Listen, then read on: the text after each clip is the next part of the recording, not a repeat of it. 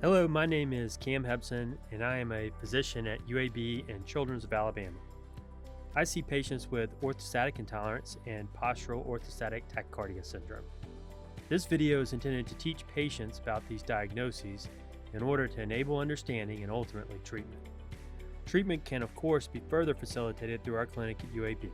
Just call 205-934-3460 to schedule this. So, what is happening in the body in patients who have symptoms of orthostatic intolerance? When we are upright, gravity tries to push more of our blood volume into our legs. Some of us can do this more vigorously, in particular those of us with relaxed connective tissue. You can tell you might have this as your joints can move more. You might be double jointed or crack your knuckles a lot.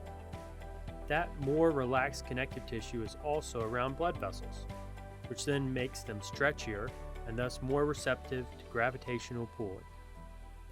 Patients often can see this. This is the blue or dark discoloration you can see in your legs or even swelling you sometimes see.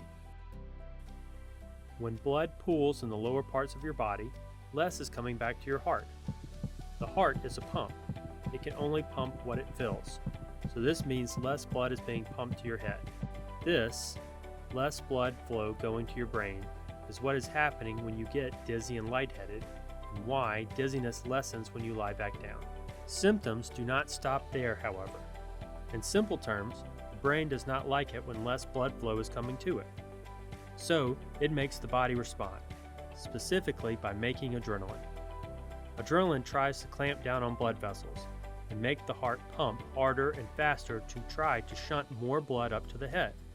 But this does not completely fix things, especially if you are underhydrated. Instead, you now add the effects of making too much adrenaline, which leads to other bothersome symptoms. Specifically, heart racing makes sense, as the heart is racing, not as a primary problem with the heart, and instead, as it just listens to how much adrenaline someone makes.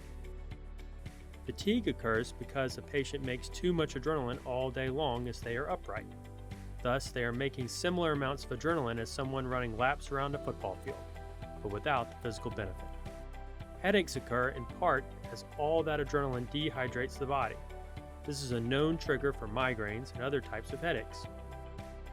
Difficulty concentrating makes sense. If you have to take a test, but you have to run in place while taking it, you won't do as well compared to if you can just sit quietly. Difficulty sleeping likely occurs as there is excessive adrenaline that is likely still present at bedtime, and thus impairs drifting off to sleep. Finally, even GI symptoms can come from the extra adrenaline. This is the idea behind irritable bowel syndrome.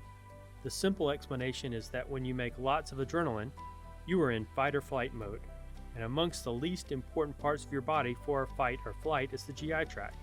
So the GI tract is underperfused with blood flow, leading to nausea, no appetite, diarrhea, and/or constipation.